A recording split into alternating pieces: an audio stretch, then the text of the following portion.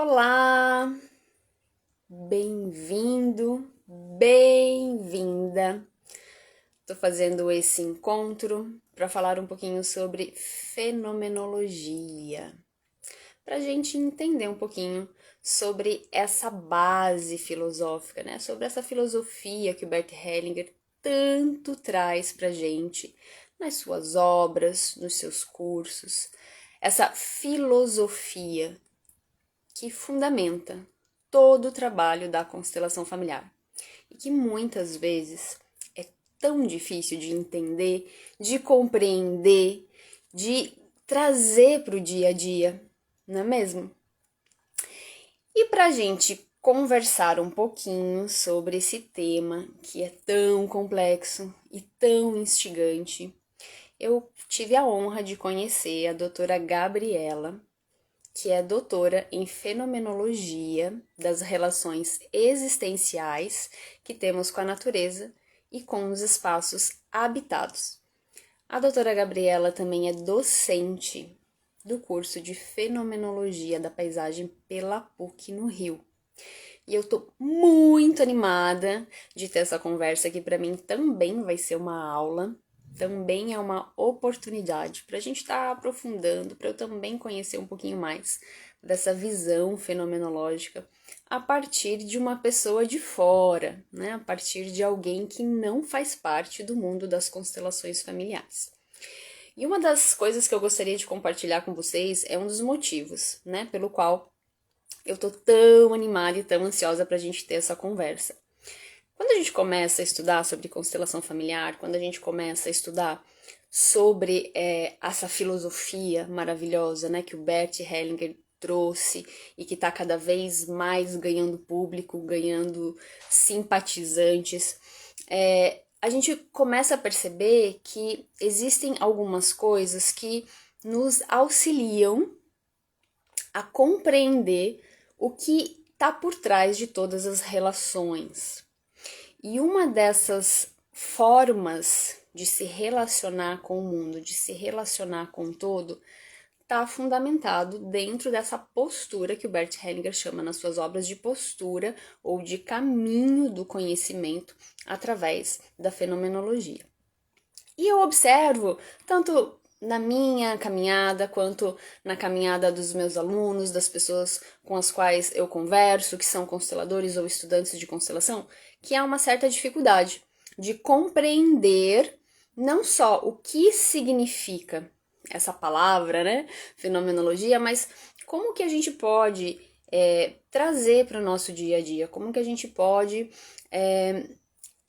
trazer para as nossas relações, compreender o mundo, como que eu posso me relacionar com o mundo a partir dessa visão filosófica. Então, acho que é um pouquinho disso que a gente vai conversar hoje. Quem está assistindo a gente depois, porque esse vídeo vai ficar gravado, então quem está assistindo depois, se quiser, pode mandar perguntas também, a gente vai estar disponível para responder. Então, deixa eu ver se a Gabriela já tá por aqui, para eu chamar ela.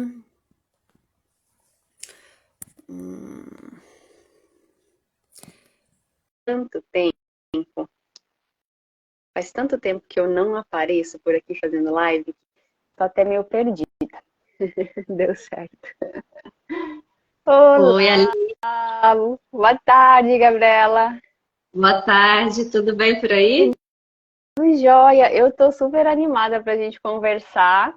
Tava falando que para mim é uma grande oportunidade, eu fico muito grata pela sua generosidade, pelo seu tempo, né, de estar compartilhando um pouquinho com a gente sobre esse tema que eu acho assim extremamente fascinante e instigante ao mesmo tempo, né? Então, assim, eu só tenho a agradecer pelo seu tempo mesmo, pela sua disponibilidade de estar conversando com a gente. Eu tô aqui, assim, ai, cheia de vontade de perguntar coisas. E eu acho que vai ser uma super aula para mim também, vai me ajudar muito no meu processo. Então, muito bem-vinda, né?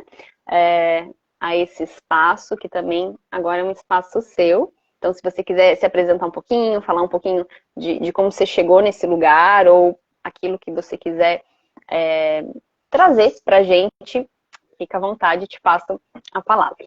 Obrigada. Eu começo agradecendo também muito pelo convite.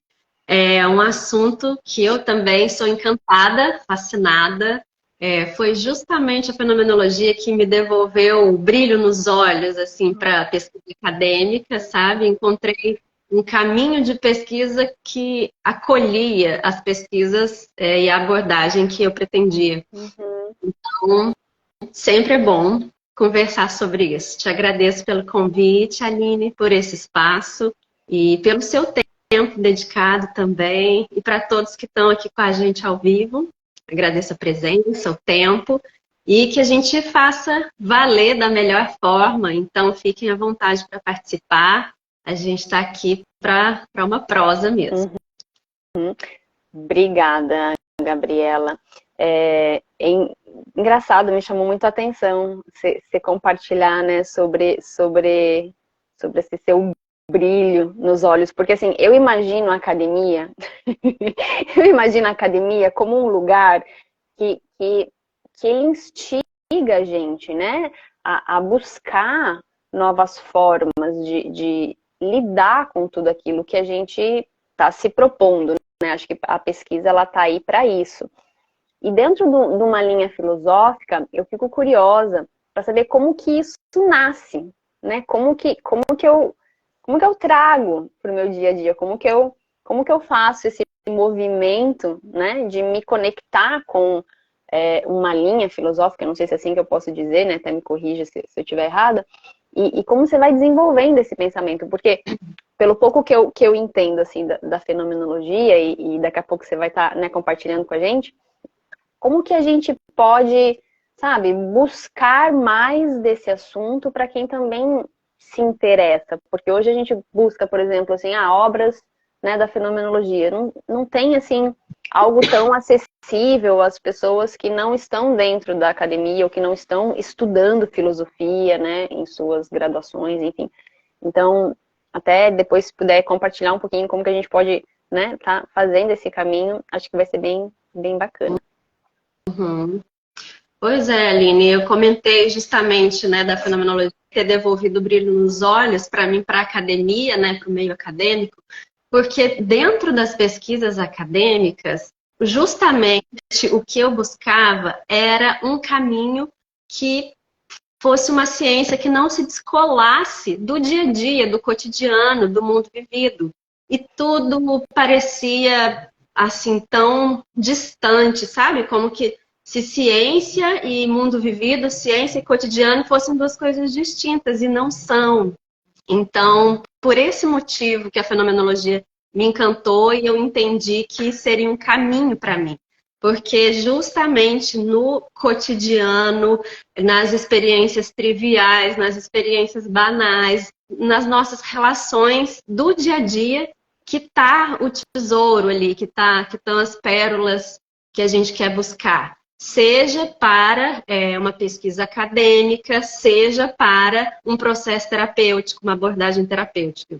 É ali, né, no dia a dia, nas relações, nesse entre que a gente vive, que estão os tesouros, que estão as pérolas e que estão os fenômenos, né? Fenomenologia, você falou no início, né? Algumas pessoas falam, nossa, que termo é esse? Parece uma coisa super complexa, né?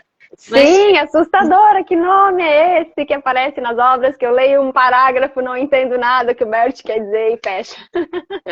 Na filosofia deve ser assim também, né? Sim, para começar nome, né? Fenomenologia. Tem gente que até vai pronunciar pelas primeiras vezes, se embola nas sílabas. Mas fenomenologia, na etimologia da palavra, né? Na raiz da palavra, nada mais é que o estudo dos fenômenos. Fenomenologia, o estudo dos fenômenos. Logos, né? De ciência, de razão, de estudo.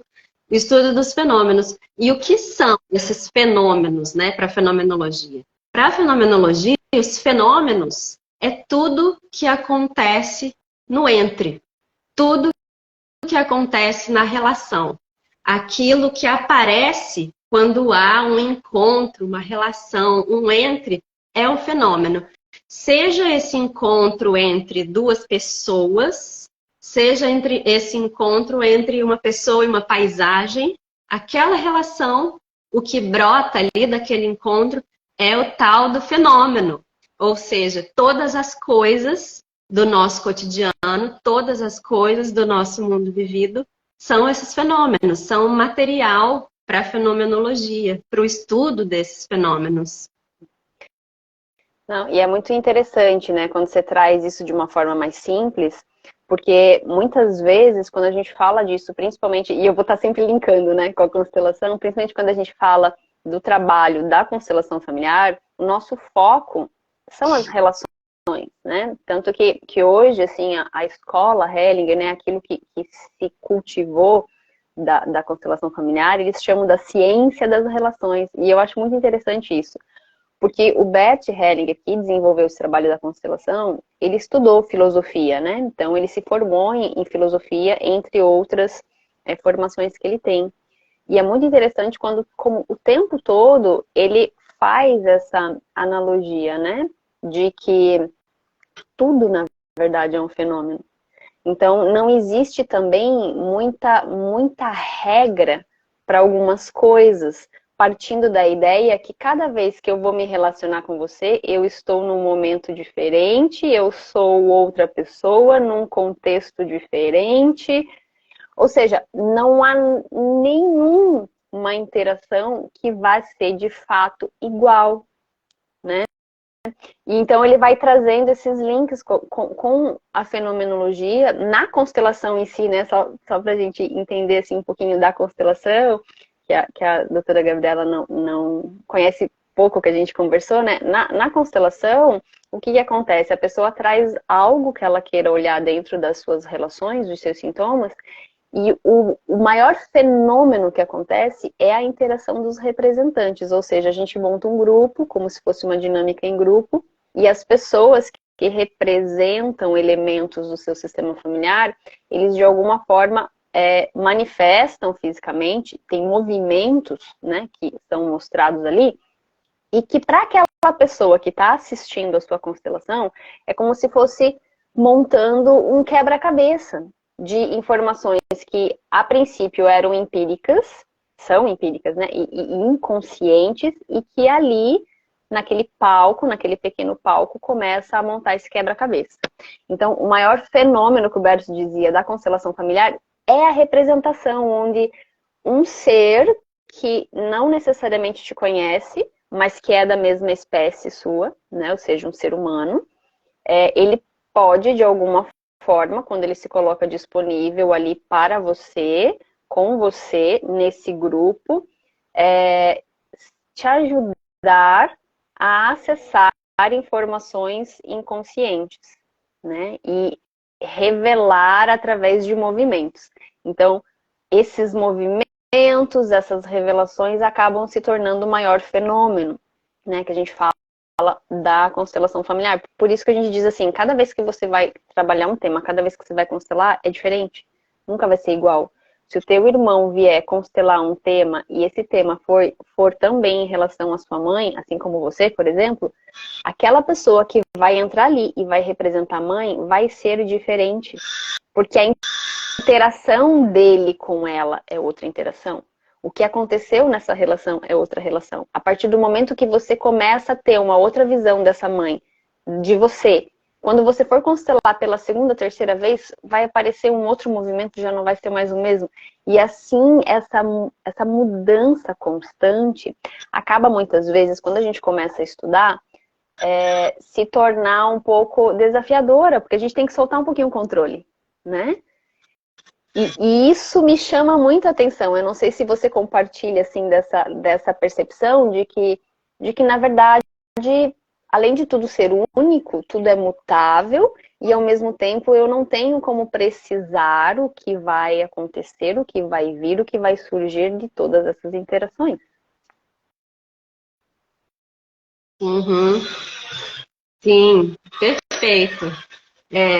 Conforme você foi falando, né, de como é isso aplicado nas constelações, eu fui fazendo vários links, assim, da maneira como eu estudei a fenomenologia, como eu aplico, que é justamente justamente esse não saber e esse não controle. E isso, dentro a fenomenologia é uma ciência, né? É uma abordagem filosófica. Nas origens dela, né? Como que surgiu os meados do século XX, então lá para 1950, o Russell, que foi um filósofo alemão, ele ficou muito incomodado com essa história da ciência estar descolada do mundo da vida. Então, uma ciência que estava se tornando uma abstração. E aí a proposta dele, né? Ele trouxe não só a crítica, mas também uma proposta para resolver aquilo. E esse caminho foi justamente a fenomenologia, que eu chamo de abordagem fenomenológica. Eu não gosto de trazer como método, justamente pelo que você falou, né? Que não tem regras, não é uma receita de bolo que possa ser seguida, porque cada fenômeno é um fenômeno, cada relação é distinta. Então, a nossa postura e a nossa abordagem diante de cada um desses fenômenos, diante de cada uma dessas relações, vai ser diferente. E então, a fenomenologia surgiu nesse contexto, assim, de ser mesmo uma proposta para se aproximar do mundo da vida. E aí, se aproximando do mundo da vida, que é recheado de incertezas, de não saberes, de relações novas, a fenomenologia, enquanto ciência, ela se abre para acolher o inesperado, que é esse não controle. E isso, dentro da ciência e do caminho filosófico, mexeu muita coisa, né? Abalou muita coisa. Como, né? Uma abordagem que se propõe, assim, não parte de uma hipótese. Você não tem um princípio pré-concebido, seja, né, dentro da pesquisa acadêmica, científica, seja dentro de uma abordagem terapêutica, você não parte de uma hipótese a respeito daquela relação. Você vai entender o que vai acontecer quando você se expõe a ela. Ali no campo, né, da constelação, eu imagino, eu já estive presente em uma constelação, e então, assim, naquele momento ali, né, que você vai entender como se portar diante daquele campo, daquele fenômeno que está surgindo. Então, é uma postura que não busca explicar ou comprovar, que não parte de pré-conceitos, conceitos anteriores. Você só vai descobrir quando você se expõe para aquele fenômeno. E aí você explicando do campo, né, das constelações, um outro ponto que me chamou a atenção, você falar como que as pessoas que estão ali, né, constelando, representando, muitas vezes aquela relação, aquele encontro, faz com que as coisas apareçam, né, sejam desveladas, sejam reveladas, um véu que estava ali ocultando sai. E elas já estavam presentes, mas elas não estavam sendo vistas, né? Não tinha consciência daquilo.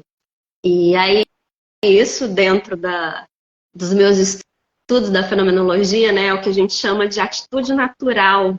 Como se fosse isso. Fiz essa relação, sabe? A atitude natural é um lugar, assim, da gente estar tão habituado e naturalizar determinadas ações no nosso dia a dia que elas passam despercebidas. Elas escapam da nossa consciência. Então, por exemplo, se você tem o hábito de diariamente acordar, ir à padaria. Você faz isso todo dia, compra seu pão, volta, toma seu café, começa a trabalhar. Se um dia você for questionada do que aconteceu nesse trajeto, o que você viu nesse trajeto, ou como foi a relação lá, você comprando o pão, dificilmente a gente vai conseguir detalhar e dar uma riqueza de detalhes dessas experiências, porque já está tão naturalizado, a gente pode usar até o termo de estar atos mecânicos, né? Sim, o piloto automático, né? Piloto automático. O famoso piloto automático. A gente vai e não coloca consciência naquilo. A gente está tendo aquela experiência, aquilo está presente, a gente está exposto àquelas relações, com o trajeto, com as pessoas do lugar, mas a gente não colocou consciência. Então, esse movimento, né, de não ter consciência do que está rolando, embora esteja rolando, é o que a tecnologia traz como atitude natural. Legal, legal. Isso conversa muito com o que o Bert dizia o tempo todo, né, assim, no trabalho e nos seus seminários, sobre os seus estudos e as suas percepções da consciência. Porque isso foi uma das coisas que levou ele a desenvolver, né, esse trabalho, buscar dentro da filosofia algumas explicações para o que de fato é a consciência. E como ela se manifesta, e como ela interage, né, como a consciência interage. E aí, claro, ele foi desenvolvendo outros pensamentos, como o pensamento da consciência individual, da consciência coletiva, e ele termina, assim, né, ou começa a seguir por um caminho mais para o fim da sua vida, enfim, falando de talvez uma consciência espiritual, que ele deu o nome de espiritual, né, porque o alemão é aquela coisa, né, aquelas palavras que daí na hora de a gente traduzir fica meio assim, mas traduzindo seria algo como uma consciência espiritual, que é algo que abarca tudo, que permite tudo e que faz com que tudo seja do jeito que é, né? E aí ele entra muito nesse contexto de que as coisas simplesmente são do jeito que são. E o que dá valor ou julgamento é a forma como nós, né? Esse conjunto de coisas que forma a mim, assim, eu como indivíduo, como nós interagimos com esse mundo, com essa realidade, né? E aí ele vai fazendo esses links. Então, me lembra muito, essa tua fala me lembra muito isso, assim. Legal, legal. Gabriela, tu achas que, assim, dentro dos teus estudos, daquilo que você, né, busca, desse trabalho que você faz dentro da pesquisa fenomenológica, como que a gente pode estar fazendo, assim,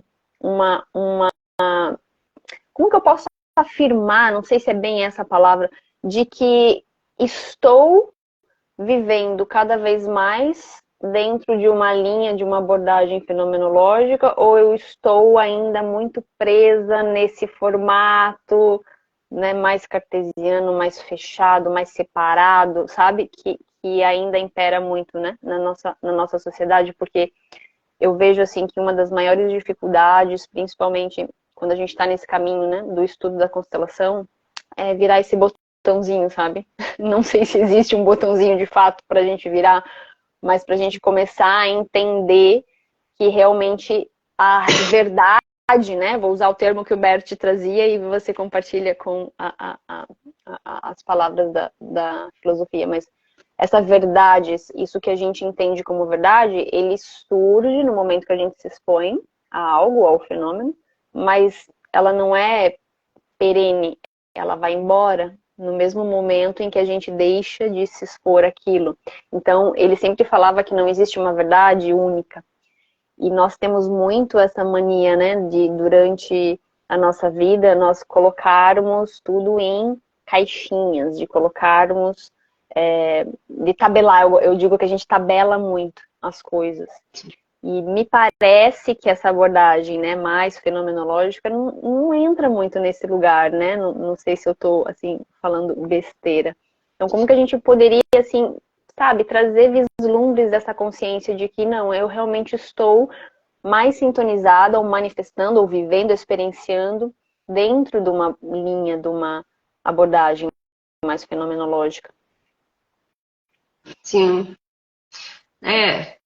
Absolutamente, para a fenomenologia não cabe categorizações. A fenomenologia não trabalha com categorias, porque as categorias elas são úteis para muitas coisas nas nossas vidas, né? Mas não para essa abordagem que a gente pretende seguir.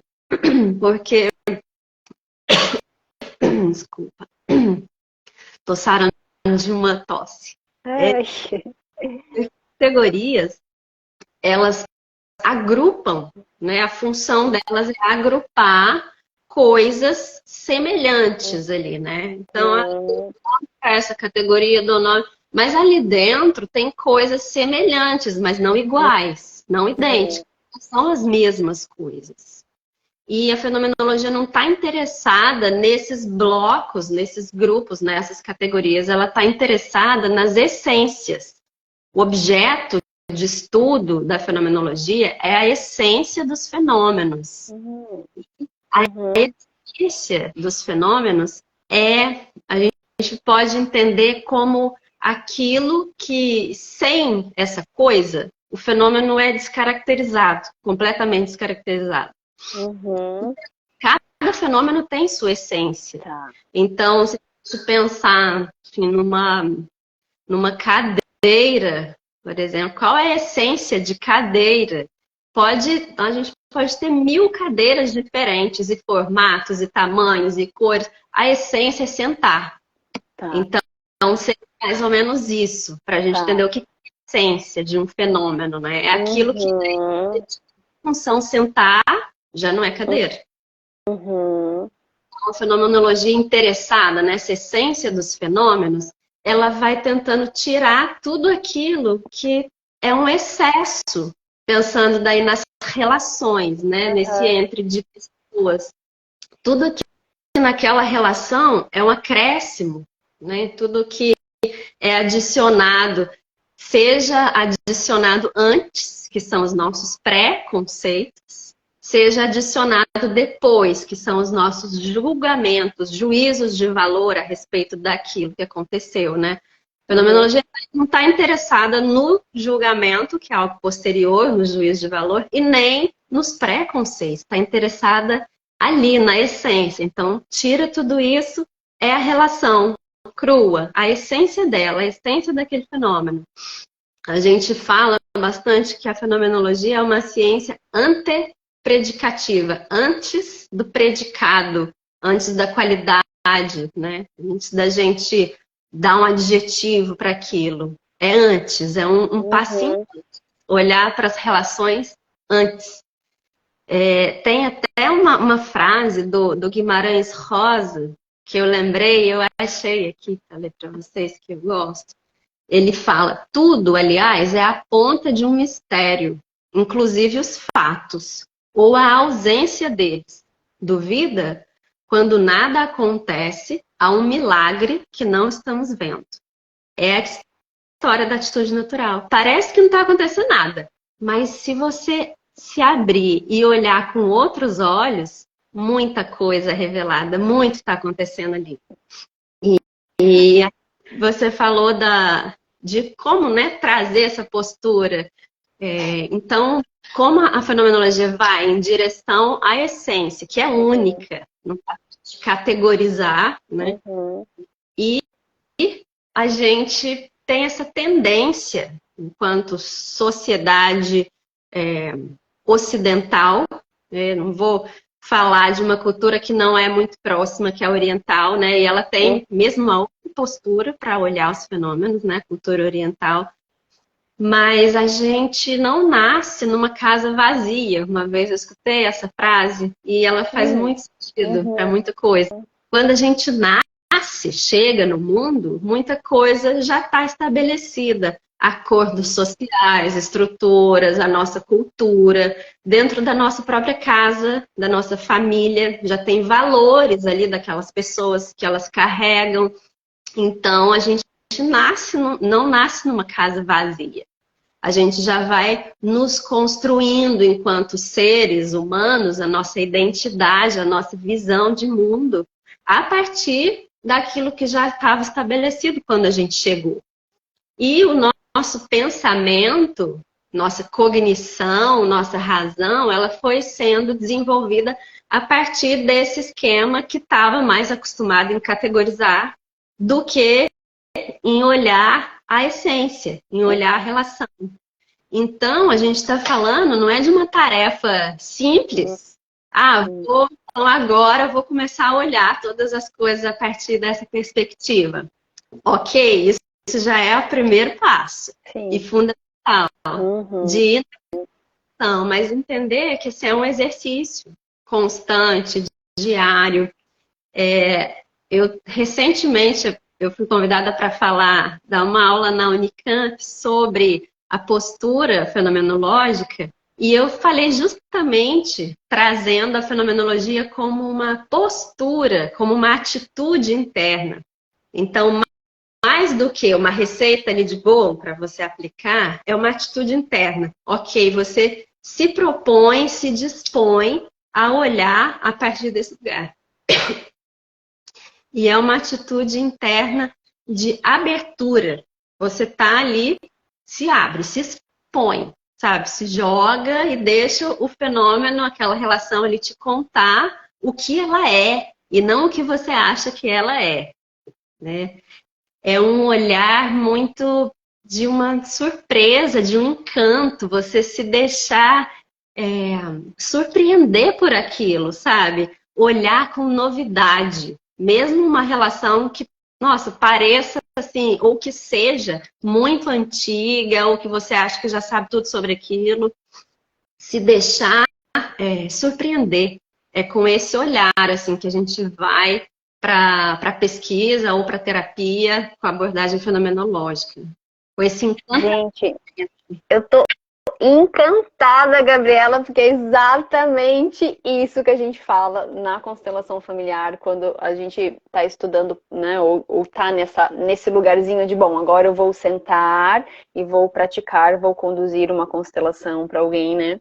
E uma das coisas que a gente mais foca, assim, que o Bert falava muito, é exatamente disso, da postura fenomenológica. Enquanto constelador, eu preciso largar tudo aquilo que eu aprendi, todas as tabelas, todas as tendências, né? Porque padronizar é fechar, né? Existe de fato algumas tendências que a gente observa, mas quando eu sento para conduzir uma constelação, para estar ali a serviço do cliente, estar conectado com ele, eu simplesmente solto isso. Eu não sei o que vai surgir na constelação, né? A gente sempre fala assim, que a postura do constelador familiar, o constelador que realmente está ligado com essa base filosófica, né? Ou seja, com a raiz daquilo que o Bert ensinou. Ele chega, de certa forma, vazio entre aspas, né? Porque eu adorei isso que você falou, que a gente nunca tá vazio, não chega vazio. Mas eu preciso soltar aquilo que eu já ouvi, aquilo que eu vi, ou aquilo que eu acho que pode ser o problema quando o cliente me relata algo, para que os representantes me revelem, me mostrem algo que talvez seja tão diferente daquilo que eu imagino. E, inclusive, é comum a gente ouvir, né, dos clientes, meu Deus, mas eu vim aqui constelar e não imaginava que ia sair isso, que não pensava que era isso que ia surgir, e talvez por isso seja tão transformador. Mas para o constelador, isso que você acabou de falar pra gente, acho que foi assim, essencial para quem está escutando, né, a gente, que é justamente eu soltar esse controle, né, e realmente começar a me expor aquilo que vai surgir. Como eu vou me relacionar com isso que vai surgir, eu também não sei. Vai ser algo novo, vai ser algo surpreendente, vai ser algo que eu vou dizer, uau, era isso, nossa, é isso, então, legal. E aí depois o cliente vai embora, né, assim, fazendo esse link com a constelação, e às vezes eu até esqueço o que aconteceu, porque já acabou a minha interação, né, com o fenômeno. Então, é muito legal, eu gostei bastante dessa postura. E no dia a dia também, né, Gabriela? A gente ir para as experiências com esse olhar curioso, é quase um olhar curioso, eu imagino, assim, né? Sim, justamente trazer esse frescor, né? Por mais antiga que seja a relação, a gente não querer já ir para aquele encontro sabendo, né? Mentalmente fazendo uma lista de tudo que vai acontecer. Porque cada encontro é único, né? É o que você falou no início. Eu já não sou a mesma, você já não é a mesma. O encontro não vai ser o mesmo. Eu lembrei muito, né, de uma frase que eu trago nas aulas, que a experiência, ela se dá no encontro e não na antecipação. E quando a gente vai para as experiências já antecipando o que vai acontecer, a gente perde muito, muito o que acontece. Então, eu falar, eu vou me encontrar com a Aline, daí tá, eu já sei, a gente vai falar sobre isso, aí quando eu trouxer esse assunto, a Aline vai responder aquilo, sabe? A gente está vivendo numa antecipação das relações. O que Então, no é nosso bem comum, né, gente? O que é bem comum que acontece, né, gente? Ai, ai.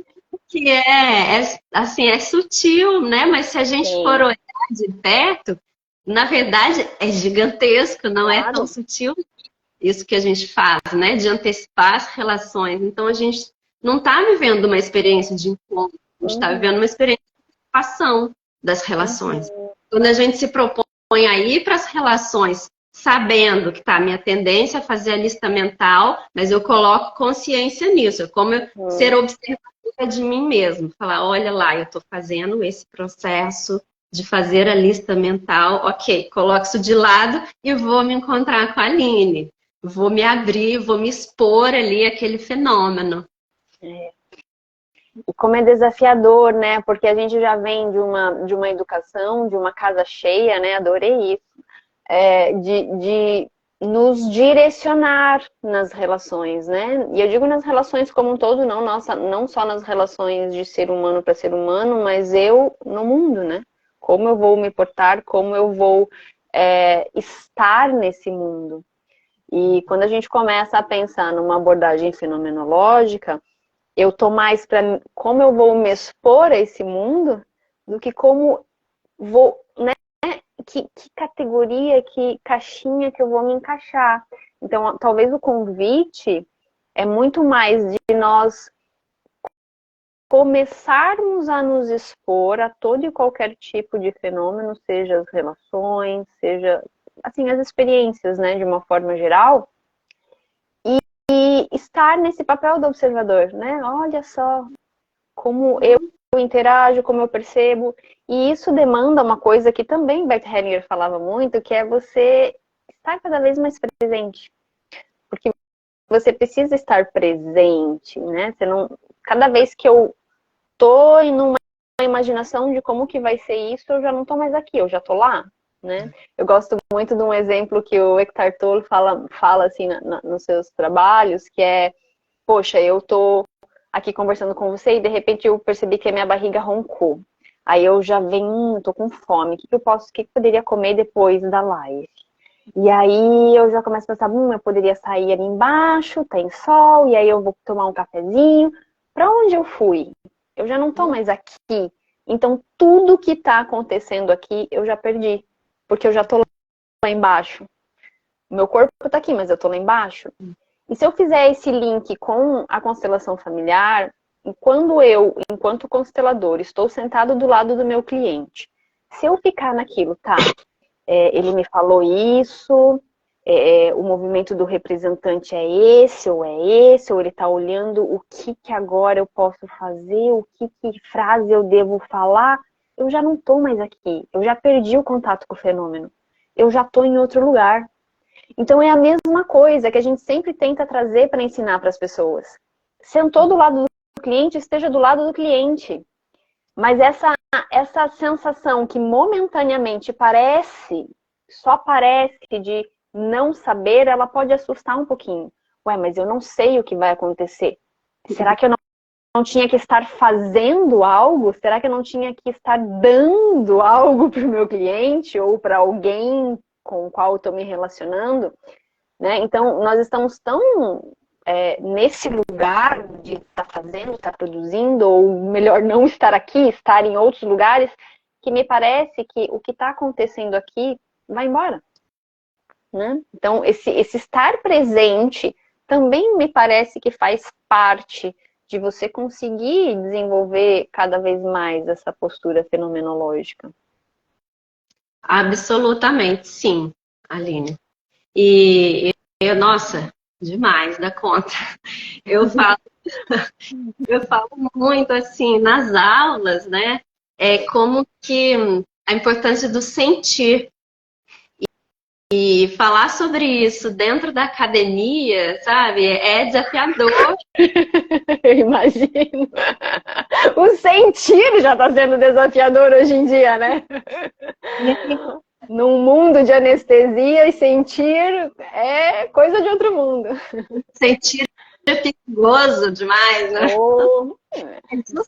justamente por isso, né? O sentir, ele é tão evitado porque ele pertence à dimensão do não saber. Sim. Né? Ele é uma coisa que você está exposto, você não sabe o que seu corpo vai te trazer de sensação. Uau, que medo, sabe? E o não saber, a gente tende a colocar ele nesse lugar dessa conotação negativa. Nossa, eu não sei, mas perigo, nossa. Só que o O que vão não pensar? saber é preciso fazer alguma coisa para sair desse lugar imediatamente. Mas o não saber, ele é tão amplo que ele abarca também as situações muito positivas. Ele pode te trazer surpresas, assim, que você nem imaginava. Muito boas, né? Então, o sentir, ele tá nesse lugar. E daí, quando eu falo, né, nas minhas aulas, que para a gente praticar a abordagem fenomenológica nas nossas pesquisas, nas nossas relações, é importante a gente sair do mental e ir para o corpo. Que é isso que você falou, de estar aqui, mas já quer estar lá, né? Tá aqui conversando, mas já quer estar lá tomando café. Você já está no mental, já está na cognição. Ou você está lá constelando e aí fala, nossa, mas eu tinha que falar alguma coisa para o cliente agora, precisava dar uma resposta, precisava pontuar essa situação. Está no mental já. Então, sair um pouco, né, do mental, da cognição, da razão e vai para o corpo, vai para o sentir. A gente se relaciona com o mundo a partir dos nossos sentidos. Então, as nossas ferramentas para estar no mundo, para receber as experiências, são os sentidos. A cognição, a razão, o mental, são fundamentais, mas é um segundo momento. É um momento, primeiro a gente recebe os fenômenos, os nossos aparatos para receber são os sentidos. Depois, ok, aí eu vou elaborar aquilo, daí vem o pensamento, vem o mental, super bem-vindo, mas é um segundo momento, né? Sim, eu gosto de brincar assim com uma imagem de que a nossa mente, essa parte cognitiva, na verdade, ela é uma parte nossa. Mas nós tratamos esse aparato como se nós fôssemos só isso aqui, né? E se a gente pensar assim que nós estamos mergulhados num mundo que é um mundo altamente sensorial, né? Qual que é a nossa primeira parte? Qual que é o lugar do nosso corpo que mergulha nesse, né? Seja assim, nas texturas, ou no ar, ou no vento, é o nosso corpo como um todo, seja a nossa pele, né? Ou seja, depois eu vou trazer, está ventando, está frio, mas primeiro eu sinto o vento, depois eu penso, é vento, né? Então, eu acho que realmente o lugar de começo para a gente trazer realmente para o dia a dia é começar a fazer esses links mesmo. Muito, muito, muito maravilhoso, muito maravilhoso.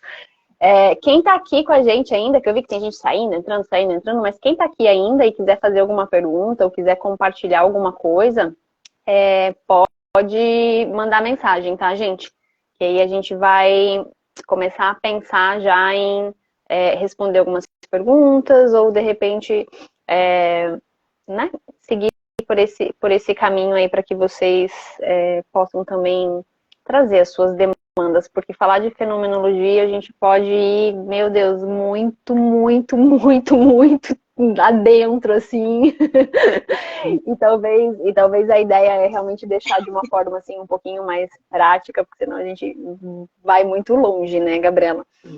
Tem mais alguma coisa que você gostaria de compartilhar que você acha assim muito importante? Eu sempre me pergunto, assim, me veio algo assim que é uma coisa assim muito particular de, cara, por que é tão difícil a gente começar a realmente entrar nesse lugar de interagir com o mundo ou estar, né, nessa postura fenomenológica? O que tem, né, que é tão difícil, assim? O que você percebe desse processo todo, Gabriela, assim? Por que a gente tem tanta resistência, não sei se é essa palavra, sabe? De realmente começar a trazer essa postura para o nosso dia a dia, seja na academia, seja no cotidiano. Não sei se você já pensou, já discutiu sobre isso. Bom, Aline, eu penso que, agora, de imediato, eu penso que é uma conjunção de fatores, Sim, assim, essa resistência, né? É, duas coisas, né, que eu senti que como destaque desses fatores. Que primeiro é a maneira como o nosso pensar foi estruturado ao longo uhum, da história humana, né? Não estamos falando nem da nossa sim, história individual. Então, por exemplo, essa história que a gente estava falando, né, de ir para o corpo, de sentir, a gente pensar na história humana, foi se caminhando a humanidade justamente para esse momento de descolar mesmo e valorizar o mental em detrimento do corpo, né?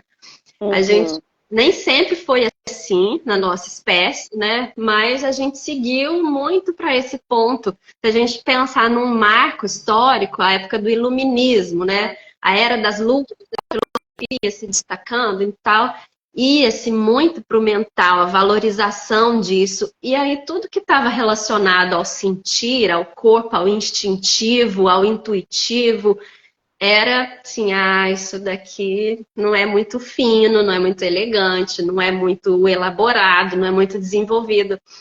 Então foi entrando num lugar que não era sim, bem-vindo, nem bem visto, né?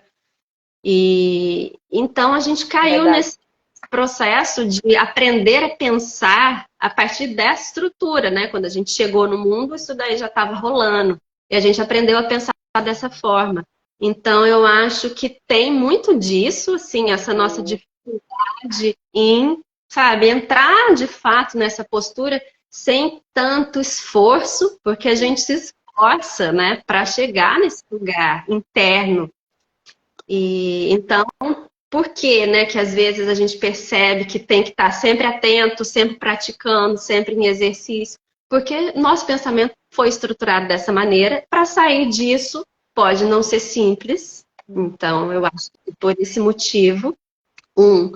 E o segundo, que é justamente porque é um lugar que nos revela e nos escancara que a gente não tem o controle de absolutamente nada. E isso tende a ser assustador para a maioria das pessoas. é verdade, é verdade. Uhum. Então, eu Nossa, acho por aí. muito bom, muito bom. Ai, bem, bem feliz com esse bate-papo. Quem está chegando agora ou quem, né, nos acompanhou até aqui, a doutora Gabriela tem alguns cursos para quem quiser se aprofundar nesse estudo da fenomenologia. Para todos os consteladores ou estudantes de constelação que estão aqui, né, com a gente, eu sugiro que vocês busquem se aprofundar nesse tema, porque de fato, como eu comentei anteriormente, é algo que eu percebo que ainda é o calcanhar de Aquiles, assim, aquilo que é difícil para muitas pessoas realmente incorporar. A gente já conseguiu nesse bate-papo entender um pouquinho, né, do porquê.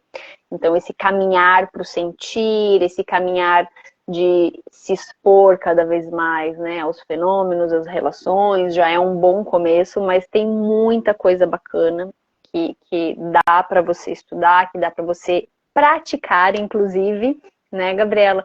Então, assim, não sei se quer falar um pouquinho do seu trabalho, dos seus cursos. Eu vi que você tem um trabalho agora para começar. Quem está aqui na minha página, segue a Gabriela, que é muito, muito legal o trabalho que ela faz e essa generosidade, né? Eu acho assim importantíssimo assim dentro dos profissionais de pesquisa e de educação de uma forma geral. Então, se quiser falar um pouquinho, Uhum. tens a Sim, palavra. obrigada.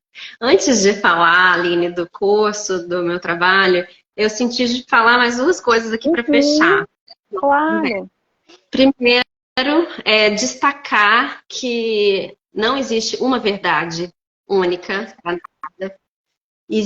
A fenomenologia fala, ela se abre para uma pluralidade de verdades. Então, a verdade vai ser uma para cada fenômeno. Aquele fenômeno tem a sua verdade, o outro tem a dele. assim como cada um tem a sua essência. Então, entender que a verdade ela é plural.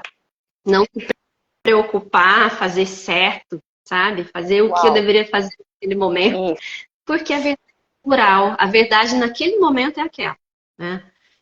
E isso, e da história de como trazer, então, é uma prática mesmo, né? A gente está atento, está consciente, isso que eu falei de ser observador da gente mesmo. Eu trabalhei alguns anos como instrutora de yoga, então isso, sabe, as duas coisas eu vejo como muito afins, Uhum. uma dá ferramenta para a outra, né? E então isso de ser observadora da gente mesma, a gente pratica muito em meditação. Então a gente entender, estou nesses processos mentais, mas eu quero chegar para o corpo. E aí como fazer isso é uma coisa muito particular de cada pessoa. Você vai entender se é parar um minuto, fechar o olho e fazer 3 respirações profundas. Estou aqui, cheguei no corpo. Ou, para mim, é poder tirar o sapato, pisar na grama, sabe? É muito particular. Mas fazer o exercício de descobrir o que te traz para o corpo, o que te conecta com o agora de novo. E aí, trazendo a consciência, se colocando como observadora de você mesmo. Bom, agora eu estou na atitude interna de abertura. O que é que vem? Então, muito esse caminho. E Muito bom, muito bom. Viu, gente? Anotaram a postura de como você pode se portar quando o cliente está do seu lado? Me perdi no que eu vou fazer, no que eu vou falar. Pronto, respira, volta pro corpo, se centra, encontra um lugar, né? Algo que faça com que você volte a estar habitado, né? Aqui. Muito bom, muito bom. E é um processo, uma prática constante, não é um botão, uma chavinha Não, de uma hora para não. outra. Tudo bem, respeita, acolhe o seu processo, entende como funciona para você. É a pluralidade de verdades, né? Bom, daí falando sobre o meu trabalho, eu dou aula, atualmente eu estou dando aula num curso da PUC de Fenomenologia da Paisagem, que daí eu falo sobre essa relação que a gente está trazendo aqui, só que com a paisagem, entre uma pessoa, um ser humano e a paisagem. E isso da abordagem fenomenológica e do ponto de vista existencial, como que a gente constrói a paisagem e a paisagem nos constrói. É uma constituição recíproca, né? A gente interfere nela, ela interfere no que a gente é. E agora está encerrando a turma do primeiro semestre, está aberta a inscrição no semestre de Fenomenologia da Paisagem. E no próximo dia 15 e 22, são 2 sábados de julho, eu vou dar um curso online, que é a escrita fenomenológica, a abordagem fenomenológica e a escrita acadêmica. Então, como que essa abordagem abre as possibilidades para a escrita acadêmica, que é vista como tão engessada, tão dura, tão impessoal, né? A gente, em algum momento, a gente aprende que a escrita científica acadêmica deve ser impessoal. Então, nem escrever em primeira pessoa é bem visto, mas a fenomenologia não acredita que é por aí, né? Porque é uma ilusão a gente tentar se colocar nessa posição tão isenta assim, né? O pesquisador está ali com a história de vida dele, sou eu, Gabriela, que estou falando, né? Do meu lugar de fala, com a minha visão de mundo, com a minha história. Então, de que lugar parte essa escrita? Então, para a abordagem fenomenológica, a escrita acadêmica e científica abarca sim, acolhe sim. E uma outra coisa que ela acolhe é a poética, que a gente, num primeiro momento, acha que está tão separada, né, da academia, da ciência, mas é possível a poética permear esses textos. E eu vou dar esse curso, são os 2 sábados, o link para inscrição está na minha página do Instagram. E tem alguns outros cursos que são aulas que eu já dei online, gravadas, que ficam disponíveis também. Legal, bacana. Gente, então a importância da educação continuada, fenomenologia, é um dos temas. E acho que é isso. Eu agradeço muito a tua presença, Gabriela, a tua troca. Fiquei bem feliz de perceber que muitas coisas, né, que a gente vem trabalhando dentro da constelação familiar, mesmo que muitos não tenham tanta noção de que isso é a postura fenomenológica, a gente já tem feito e eu acho que isso já vai dando uma luz assim para muitas pessoas, porque voltar a sentir, eu acho que talvez seja o grande passo aí que a gente está precisando para voltar a se conectar e fazer parte de tudo, né? Estamos muito desconectados, não só do nosso corpo, mas de tudo, né? Então, estou bem feliz que essa conversa, com certeza, agregou muito a todo mundo. Vai ficar gravado, então, aqui no Instagram, depois eu subo no YouTube, compartilho contigo também, se tu quiseres, né, tá compartilhando esse material. E é isso, gente. Obrigado pelo tempo de vocês. E se gostaram, compartilhem com mais pessoas, porque eu acho que esse é um conhecimento que parecia ser tão complexo, mas no final das contas nem foi tanto, né, gente? Viu que é muito mais simples. Assim, se a gente for olhar a essência, como a Gabriela falou, é muito mais simples do que a gente imagina, né? É isso. É simples. É só a gente ter a prática de olhar o simples, né? O extraordinário, ele mora no ordinário, que é o trivial que está aí, diante dos nossos olhos. Exatamente. Aline, eu agradeço muito pelo convite, adorei essa conversa, agradeço a todos que estiveram por aqui também, e sigo aí à disposição. Quem quiser mandar mensagem, a gente pode seguir conversando. Tá bom. Obrigadão, tá, Gabriela? Beijo grande, beijo a todo mundo e até a próxima. Até.